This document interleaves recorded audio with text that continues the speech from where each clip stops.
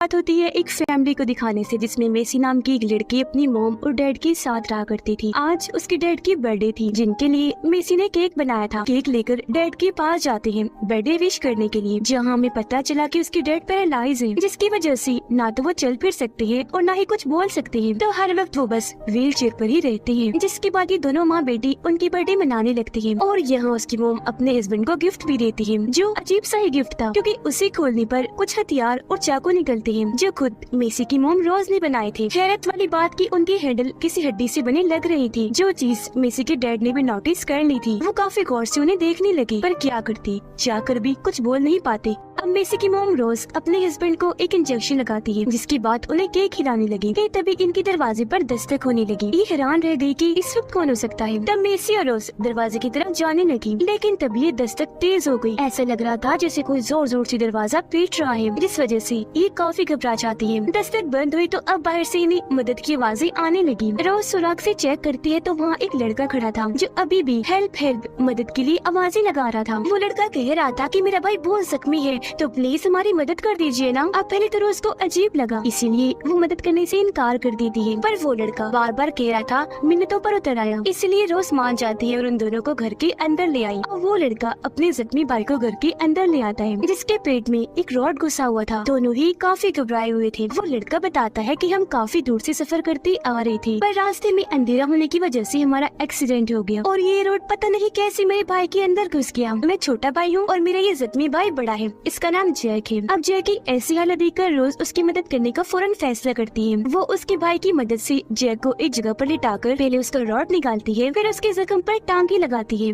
रोज कोई नर्स नहीं थी, लेकिन फिर भी टांके उसने इतनी सफाई से लगाए थे कि उसे देखने से लग रहा था जैसे वो ये काम सालों से करती आ रही है। फिर थोड़ी देर के बाद रोज जैक के भाई को खाना वगैरह देकर उससे बातें करने लगी। कुछ सवाल पूछती है कि तुम लोग कहाँ से आ रहे थे और जा कहाँ रहे थे और किस काम के सिलसिले में, जिसका जवाब वो देता तो है लेकिन बहुत रुक रुक कर। तो रोज को समझ लग जाती है कि ये मुझसे झूठ बोल रहा है, पर आगे वो उससे कोई बात करती यहाँ जैक आ जाता है, जिसे होश आ गई थी और अब वो काफी बेहतर महसूस कर रहा था। वो रोज को कहता है कि तुम्हारा बहुत शुक्रिया, ऐन मौके पर मेरा इलाज करके तुमने मेरी जान बचा ली। रोज का कहना था कि कोई बात नहीं, तुम बहुत जख्मी थी, तुम उससे देखा नहीं गया। वो जैक से कहती है कि तुम्हारे भाई को क्या बोलना नहीं आता। मैंने इससे ये सवाल की तो ये बहुत अटक अटक की रुक रुक के बोल रहा था, जिस पर जैक कहता है कि वो क्या है, ये बहुत मासूम सीधा साधा है, इसका दिमाग अभी तक बच्चों वाला है, तभी ये ऐसा है और मैं भी इसके साथ ऐसे पेश आता हूँ जैसे ये छोटा बच्चा है। अब खाना वगैरह खाने के बाद दोनों भाई आराम करने के लिए चले जाते हैं और उनकी बातों से हमें ये अंदाजा हो गया कि दोनों असल में चोर हैं। वो पैसे चुरा कर भाग ही रहे थे कि तभी उनका एक्सीडेंट हो गया। अब ऐसे उनकी गाड़ी वहाँ पर फंस गई, तो ये पकड़ी भी जा सकती थी, इसीलिए गाड़ी को वहीं छोड़कर ये निकल आए। तो इनका पैसों से भरा हुआ बैग तो गाड़ी में ही रह गया था, जो उन्हें जल्द से जल्द लाना होगा। अब जैक चाहता था कि मैं गाड़ी के पास जाकर उस बैग को ले आऊं। जहाँ एक्सीडेंट हुआ था वो जगह काफी दूर थी और इन्हें अब रोज की गाड़ी भी चाहिए थी, इसलिए दोनों भाई प्लान बनाते हैं। प्लान के मुताबिक जैक का भाई कंट्रोल से बाहर हो गया। तब जैक उसे संभाल रहा होता है। रोज पूछती है क्या बात है, ये ऐसे क्यों कर रहा है। जैक जवाब देता है वो दरअसल इसकी पसंदीदा कॉपी तो गाड़ी में ही रह गई है, उसे लाने की जिद कर रहा है ये। तो मैं सोच रहा हूँ कि वो कॉपी ले आऊं तक ये शांत हो जाए, मुझे आपकी गाड़ी लेकर अपनी गाड़ी तक जाना होगा। अब यहाँ रोज उसके भाई को समझाती है कि बेटा ऐसी जिद नहीं करती, तुम्हें कॉपी चाहिए ना, मिल जाएगी, थोड़ा सब्र रखो। जिस पर उसका भाई थोड़ा शांत हो गया, लेकिन फिर रोज को पता नहीं क्या हुआ। वो कहती है कि मुझसे भी इसकी ऐसी हालत देखी नहीं जा रही, चलो इसे ला ही देती है वो कॉपी। जो कहकर अब रोज और जैक गाड़ी लेकर एक्सीडेंट वाली जगह पर जाने के लिए निकल गए। पर जाते जाते रोज मेसी को कहती है कि बेटा तुम घर पर अकेली हो, ओके, तो जैक के भाई से ज्यादा बात मत करना। इस पर मेसी मान भी गई। कहती है मामा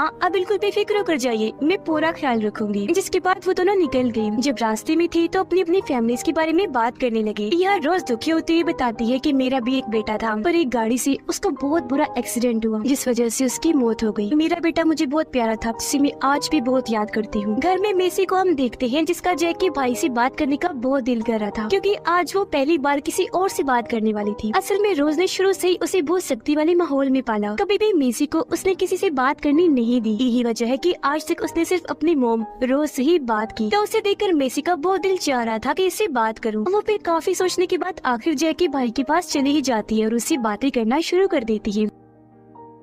इधर जैक और रोज एक्सीडेंट वाली जगह पर पहुंच गए, जहां आते ही सबसे पहले जैक पैसों वाला बैग लेता है और चुपके से वापस रोज की गाड़ी की तरफ निकल दिया। पर इस दौरान हम गाड़ी में किसी की लाश को देखते हैं, जिसके बारे में जैक को पता था, इसीलिए वो वापस आकर लाश को छुपाने की कोशिश कर रहा था। पर रोज ने ये चीज देख ली थी, इसलिए जब भी दोनों गाड़ी में आकर बैठे तो इस बारे में रोज ने सवाल किया कि वो लाश किसकी है, किसी मारा है तुमने, ये सब क्या है। जिस पर जैक को गुस्सा आ गया, वो फौरन गन निकाल कर रोज पर तान देता है। कहने लगा कि चुप करके बैठी रहो, ज्यादा सवाल करके मेरा दिमाग न पकाओ। और क्योंकि गाड़ी वही चला रही थी तो गन पॉइंट पर जैक उससे कहता है कि सामने जो पब्लिक टेलीफोन नजर आ रहा है ना, वहाँ लेकर चलो। तो वो ऐसे ही करती है। वहाँ आने पर जैक अपनी बॉस को कॉल करता है। वो सब पैसों वाले बैग और अपने बेटे के बारे में पूछता है। तो यहाँ हमें समझ लगती है कि गाड़ी में जिसकी लाश थी वो असल में बॉस का बेटा था, पर उसकी तो मौत हो गई थी। और यहाँ जैक बॉस से झूठ बोल देता है कि आपका बेटा हमारे साथ ही है, बिल्कुल सही सलामत, और आप आ जाए बेशक पैसों वाला बैग लेने के लिए। घर पर मेसी और जैक का भाई रेडियो सुन रहे थे, तभी खबर चल जाती है जिसमें बताया जा रहा था कि 2 भाई चोरी करके फरार हो गए हैं। और ये 2 भाई और कोई नहीं बल्कि जैक और उसका भाई ही थे। इसलिए वो गुस्से में रेडियो तोड़ देता है और कहता है कि ऐसा कुछ नहीं है। और तभी यहाँ जैक और रोज भी वापिस आ गई। पर यहाँ रोज कुछ नहीं बताती, क्योंकि जैक ने उसे पहले ही मुंह बंद रखने को कह दिया था। अब थोड़ी देर में यहाँ एक पुलिस ऑफिसर आया, जो भी असल में जैक और उसके भाई की तलाश में आया था। पर यहाँ भी रोज उनके बारे में छुपाती है और ऐसे करके दिखाती है जैसे उसकी फैमिली के अलावा घर पर और कोई हो ही ना। बाहर बारिश हो रही थी तो पुलिस वाला उससे एक कप कॉफी मांगता है। वो कॉफी बनाने चली गई, तब तक वो घर की तस्वीरों को चेक करने लगता है, जिससे ऑफिसर को यहाँ अब एक दूसरे केस की याद आ जाती है, जिसमें एक औरत अचानक ही गायब हो गई। पर औरत की फैमिली को कुछ नहीं हुआ, वो अभी भी जिंदा है। और हैरत वाली बात, वो फैमिली और कोई नहीं बल्कि रोज की फैमिली थी, यानी कि उसका हस्बैंड और बेटी मेसी। पर रोज फैमिली की वो औरत नहीं थी जो गायब हुई थी, जिससे ऑफिसर समझ जाता है कि रोज तो कोई और ही है जो इस फैमिली की औरत बन के यहाँ रह रही है। इससे पहले वो कुछ करता, अचानक जैक बाहर निकल कर आ जाता है। वो ऑफिसर को शूट करने ही वाला था कि वो ठीक वक्त पर उसे पकड़कर रोक देता है और ऐसे दोनों के बीच हाथापाई होने लगी। ऑफिसर उस पर भारे पड़ने लगा और दीवार के साथ उसे मार मार कर बेहोश कर देता है। पर तभी यहाँ गन लेकर रोज आ गई, ऑफिसर को शूट करके मार देती है। इस बीच हमने नोटिस किया कि उसकी हस्बैंड अब बेहतर हो रही है, यानी कि वो बोलने की कोशिश कर रही थी। पर ये चीज रोज ने देख ली थी। वो जल्दी से इंजेक्शन लेकर अपने हस्बैंड के पास आई और फौरन ही उन्हें लगा देती है, जिससे वो दोबारा बेहोश होने वाले हो जाते हैं। अब इस सारी सूरत हाल से हम समझ पाए कि रोज कोई आम औरत नहीं है, बल्कि उसकी जिंदगी के भी गहरे राज हैं जो वो ऐसी है। अब ये देखकर मेसी काफी डर गई, जिसके बाद रोज आकर उसे गले से लगाकर शांत करती है। रोज फिर अपनी बातों में मेसी को उलझाकर उसे मना लेती है और ये दोनों माँ बेटी उस ऑफिसर की लाश को जंगल में ठिकाने लगाने चाहती है। रोज ऑफिसर की लाश को वहाँ इस तरह रखती है ताकि सबको लगे कि किसी मुजरिम ने ऑफिसर पर गोली चलाई और इसमें उसकी मौत हो गई। अब हम जैक और उसके भाई को बेसमेंट में देखते हैं। भागने के लिए घर से बाहर आ जाते हैं, पर जैक को याद आया, और शिट, मैं तो पैसों वाला बैग घर के अंदर ही भूल आया। जिस पर उसका भाई कहते हैं, छोड़ो भाई, रहने दो, भूल जाओ उन पैसों को। पर जैक कहते कि नहीं, तुम इंतजार करो, मैं जाता हूँ और पैसे लेकर आया बस 2 मिनट में। अब जब वो खिड़की के जरिए घर के अंदर जाने लगा तो अब की बार वो एक खुफिया कमरे में आ पहुँचता है, जहाँ पर उसे एक औरत बहुत ही बुरी हालत में बंधी हुई मिलती है। उसकी हालत इतनी खराब थी कि चेहरा भी अजीब सा हो गया था, और सबसे दर्दनाक बात, उसके हाथ पाँव काट दिए गए थे। और अब यहाँ सारा राज खुलकर सामने आता है। यहाँ जैक को पता चला कि ये औरत ही असल में इस घर की असली मालकिन है, और ये फैमिली यानी हस्बैंड और बेटी मेसी भी इसी की है, यानी कि वो गायब नहीं हुई थी बल्कि उसे अगवा करके उसके इसी घर में ही कैद कर दिया था। असल में जैसा कि रोज ने बताया था कि मेरे बेटे की कार एक्सीडेंट में मौत हो गई, तो उसकी बेटे की मौत इसी औरत की गाड़ी से हुई, पर वो नॉर्मल एक्सीडेंट था, इसने जानबूझ के नहीं मारा था उसे। पर रोज तो बेटे की मौत से इतना पागल हो गई कि उसने बदला लेने का ठान लिया। उसने इस औरत की पूरी ही फैमिली को कैद कर लिया, जिसमें सबसे पहले उसने हस्बैंड को ऐसी दवाइयाँ दी कि उसका जिस्म पैरालाइज हो गया, जिससे वो चलने फिरने की क्या बोलने के काबिल भी ना रहा। उसका अपने जिस्म पर ही कंट्रोल खत्म हो गया। करें बात मेसी की, उस वक्त वो काफी छोटी थी तो इन बातों को वो नहीं समझ सकती थी। तब उसे भी रोज ने अपनी बातों में उलझाकर ये कह दिया कि मैं तुम्हारी माँ हूँ, और तभी से वो रोज को अपनी मॉम समझने लगी। फिर रोज ने इस औरत यानी घर की असली मालकिन को यहाँ कैद करके उसके हाथ पाँव काट दिए। पूरे घर में कैमरे लगा दिए ताकि ये औरत रिकॉर्डिंग से अपनी फैमिली को देख सके, और ये भी कि किस तरह अब उसकी फैमिली रोज की फैमिली बन गई है, जहाँ ये हंसी खुशी रहती है। सिर्फ यही नहीं बल्कि रोज तो इतनी खतरनाक औरत बन गई थी कि वो चाकू छुरियों की हड्डियों के जो हैंडल थे वो उसने इसी औरत की बाजू और टांगों की हड्डियों से बनाए थे। अब ये सब देखकर जैक काफी जज्बाती और दुखी हो गया। उसे इस औरत पर तरस आ रहा था, इसीलिए वो इसकी मदद करने का फैसला करता है। वो ये बात औरत से भी कहता है, जिस पर वो कहने लगी, नहीं बेटा तुम ऐसा करो, मुझे खत्म ही कर दो प्लीज, मुझे इस दर्द से आजाद कर दो, मैं नहीं सह सकती। और वैसे भी अब मेरी जिंदा रहने का कोई मकसद भी नहीं बचा और ना ही मैं रोज की और जुल्म बर्दाश्त कर सकती हूँ। जिस पर जैक ना चाहते हुए भी उसकी बात मान लेता है और दिल पे पत्थर रख के उसे खत्म कर देता है, क्योंकि इस वक्त दरअसल वो भी अपनी मॉम को याद कर रहा था। फिर वो पैसों वाला बैग भी लेता है और जैसे वहाँ से जाने लगा, यहाँ पर मेसी आ जाती है। इसे जल्दी से जैक पकड़ लेता है और फौरन दूसरे कमरे में ले गया, जहाँ वो उसे उसकी असली मॉम के बारे में बताता है कि तुम्हारी असली माँ कोई और थी, ये रोज नहीं है। सबूत के तौर पर वो उसे उसकी माँ की तस्वीर भी दिखाता है, जो देखकर अब मेसी को भी यकीन हो गया। वो काफी दुखी हो गई, कहती है कि हाँ मुझे भी कभी कभी ऐसा लगता था, क्योंकि कोई भी माँ इतनी अजीब नहीं होती जितनी रोज है, अपने अलावा किसी और से बात नहीं करने दिया करती थी। तो अब यहाँ जैक ये फैसला करता है कि मैं अपने साथ साथ मेसी और इसके डैड की भी रोज से जान छुड़वाऊंगा। वो मेसी को कहता है कि तुम अपने डैड को लेकर गाड़ी में जाकर बैठ जाओ, मैं बस अपने भाई को लेकर आ रहा हूँ। जिसके बाद वो अपने भाई को ढूंढने लगा, पर उसे पता चला कि मेरा भाई तो यहाँ है ही नहीं, जिससे वो काफी परेशान हो गया। उसका भाई तो असल में रोज के साथ था, क्योंकि इस सब के दौरान रोज उसे अपने साथ ले गई थी और उसके भोलेपन का फायदा उठाकर वो उसे भी अपनी बातों में फंसाने लगी।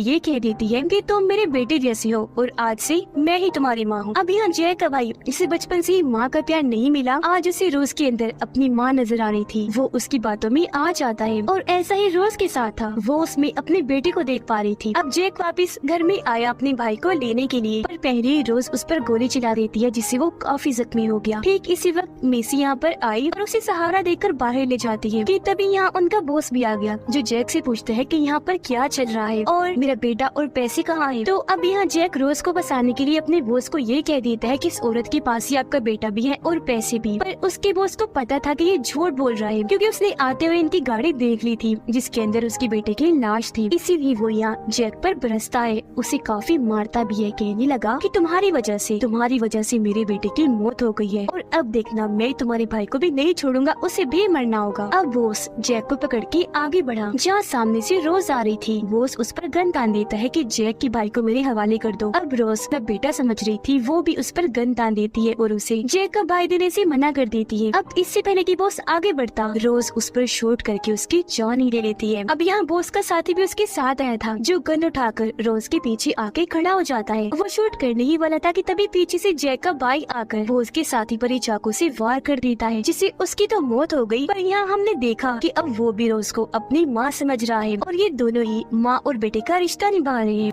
मेसी अपने डैड को लेकर यहाँ से निकल जाती है और जैक पीछे ही छूट गया, वो उसे लेकर नहीं गई। अब हम कुछ दिन के बाद का वक्त देखते हैं, जहाँ पर मेसी अपने डैड का इलाज करवा रही थी और वो भी अब ठीक हो रही थी। पुलिस भी अब रोज की तलाश कर रही है, क्योंकि पुलिस को उसकी सच्चाई पता चल गई है कि वो कितनी खतरनाक औरत है। उसने इतने सारे लोगों के साथ साथ उनके एक ऑफिसर को भी खत्म कर दिया था। और अब हमें रोज दिखाई जाती है, जो अब जैक की भाई के साथ सबसे दूर रह रही थी और वो उसकी वैसी देखभाल कर रही थी जैसे एक मॉम करती है, और वो भी उसके साथ हंसी खुशी रह रहा था। उसने अपने भाई जैक को भी बुला दिया था। पर अब हम बहुत ही दर्दनाक सीन देखते हैं, जब रोज कैमरा की तरफ देखती है, उसके चेहरे पर शैतानी मुस्कुराहट थी, यानी कि उसने यहाँ भी कैमरे लगाए हुए थे और इस बार कैमरा की उस तरफ और कोई नहीं बल्कि जैक था, जिसके साथ भी रोज ने वैसे किया था जैसा मेसी की असली मॉम के साथ किया, यानी कि जैक के हाथ पाँव भी काट कर उसे एक जगह पर बैठा दिया था। वो भी बस कैमरा के जरिए अपने भाई को देख सकता था और अब उसकी जिंदगी भी किसी अजाब जुल्म से कम नहीं रह गई थी। रोज उसे भी ये दिखाना चाह रही थी कि अब तुम्हारा भाई मेरा हो गया है, यानी मेरा बेटा बन गया है। यहाँ जैक काफी दुखी हो गया, क्योंकि उसे अफसोस था कि शायद ये मुझे मेरे गुनाहों की सजा मिल रही है, जो आज मैं इस हालत में हूँ। वो भी अपने लिए मौत मांग रहा था और उसके दर्द को दिखाते हुए ही ये फिल्म इधर ही खत्म हो जाती।